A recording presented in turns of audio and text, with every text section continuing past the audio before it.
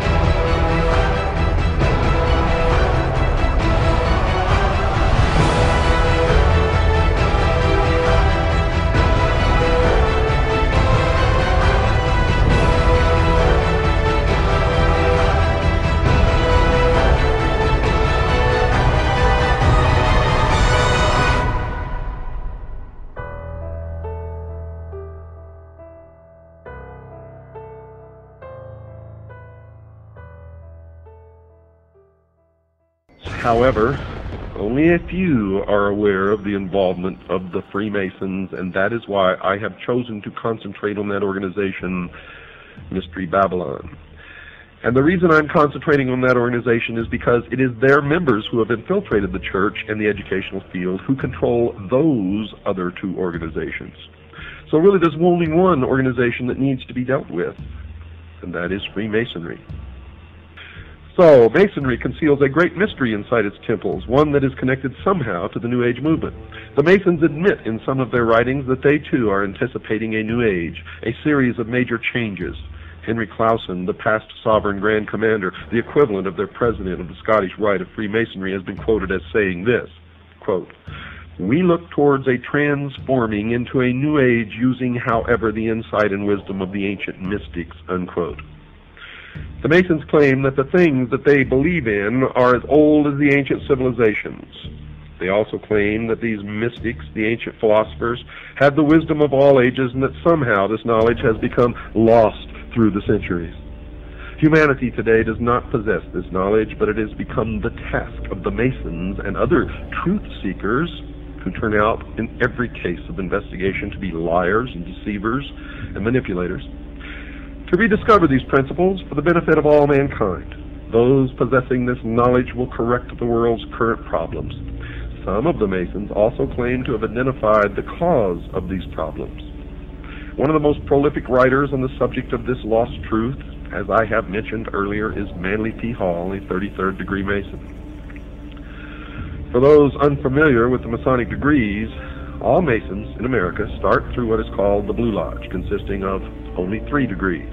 A Master Mason is of the 3rd degree and really knows nothing, even though he thinks that he has been illumined, and I get letters from him all the time. I'm a Master Mason, and I never heard of any of the stuff that you're talking about. Oh, boy. It amazes me, folks. It just absolutely amazes me that people are so stupid. Drives me wild.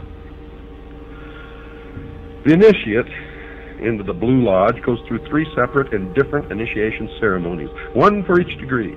After completing these ceremonies, he may stay where he is or choose to affiliate himself with either the York Rite, which has 13 degrees, or the Scottish Rite, which has 32, and then the meritorious 33rd. The latter is divided into 2 separate jurisdictions, the Southern and the Northern. And these are based primarily on state borders, and whether one joins one or the other depends on where the initiate lives.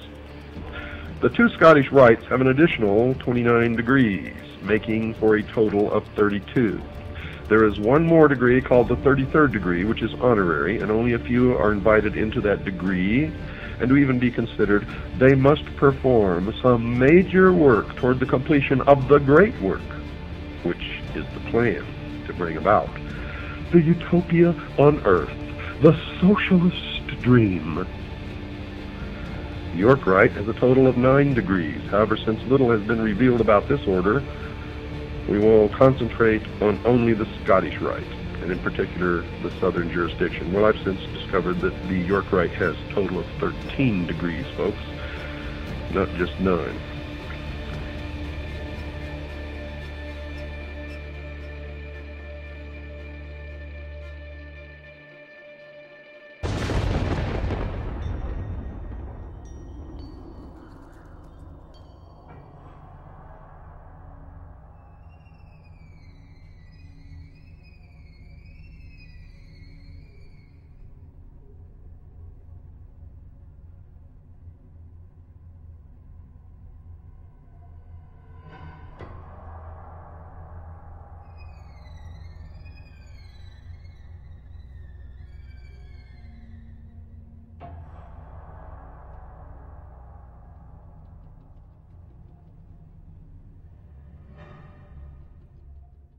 The Illuminati was an organization created in Bavaria. A Freemason named Adam Weishaupt created the Illuminati as an inner circle of Freemasons. And he was very definitely taken by the period of the Enlightenment. He saw liberal democracy and liberal government, not liberal in the sense that we use it today in political talk, but liberal in the sense of giving rights and freedoms to the citizen, as an important way to improve the world.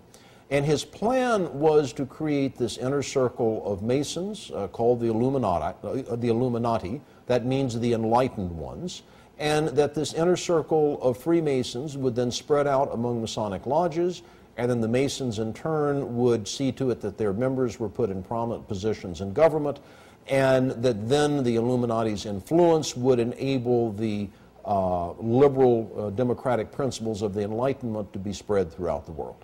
It had 3 ideals: separation of church and state, controls on the power of the state, and the emancipation of women. Three planks in their platform, if you will. Now, one could say that the Bavarian Illuminati won, because that, in effect, defines Western society.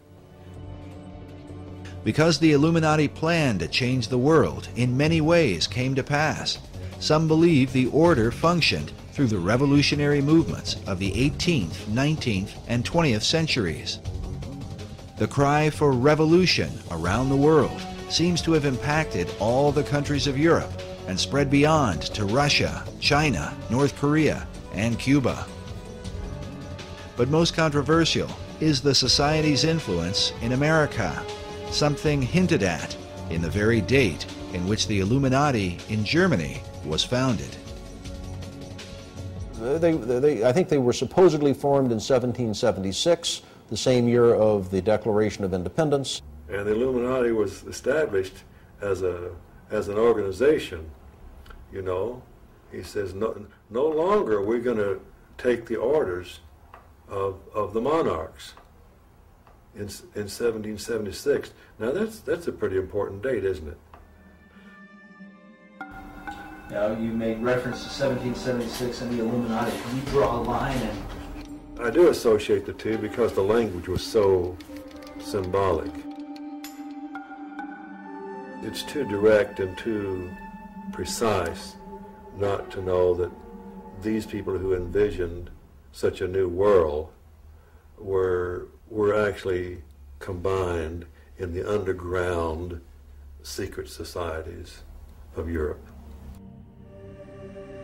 Fire was an important symbol to the revolutionaries, who were determined to destroy the old world in preparation for the new.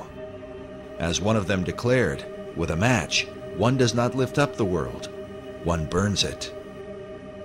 Weishaupt's Bavarian Illuminati sparked the flame of the revolutionary faith, but some researchers believe that at some point their flame was put out. They lasted about 10 years. Now, what lasted for centuries after them was the rumor and reputation that there is a secret inner circle of Freemasons that are plotting to take over the world. John Robison in Scotland wrote a book, Proofs of a Conspiracy, where he talks about how the Illuminati are trying to take over Masonic lodges, and Masonic lodges are trying to take over the world. But the American lodges, by and large, externally, we know, did not accept that because it wasn't needed. However, it doesn't mean that there were lodges within the United States that did. You had to have had some Freemasons that were members of the Illuminati, but were they in control of any lodges? Don't think so, because it would be against the law. In the lower levels, they could talk all they wanted about it, but to get together as a group, as a function, as Freemasons, they couldn't. There was an Illuminati scare. How frightening is this? We've always known there was a Masonic lodge down the street. Could they be infiltrated by the Illuminati? Are they secretly trying to take over our government? All of this is foolishness. The Illuminati went out of business after about 10 years. They never spread beyond, much beyond Bavaria, certainly never to the United States.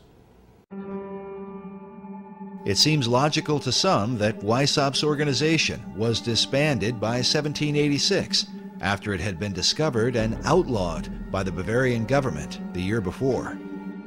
But others point to a letter written by George Washington on October 24, 1798, 12 years after the Illuminati had supposedly ceased to function. Writing to the Reverend G.W. Schneider, Washington acknowledged the presence of Illuminati doctrines at work in America. The Reverend Schneider had sent Washington a copy of the book, Proofs of a Conspiracy Against All the Religions and Governments of Europe, by Professor John Robison, saying that his book gives a full account of a society of Freemasons that distinguishes itself by the name of Illuminati, whose plan is to overturn all government and all religion. For many researchers, the presence of the all-seeing eye floating above an unfinished pyramid stands as clearest proof of the Illuminati at work in America. Yes, I believe the symbol on the dollar bill, the truncated pyramid, is directly related to the Illuminati. According to Dr. Billington, it was the Bavarian Illuminati that put the fire in the minds of men and compelled them toward a global revolution to change the world. Is it possible that this philosophy is at work in America today? By our efforts, we have lit a fire as well, a fire in the minds of men. It warms those who feel its power. It burns those who fight its progress. And one day, this untamed fire of freedom will reach the darkest corners of our world.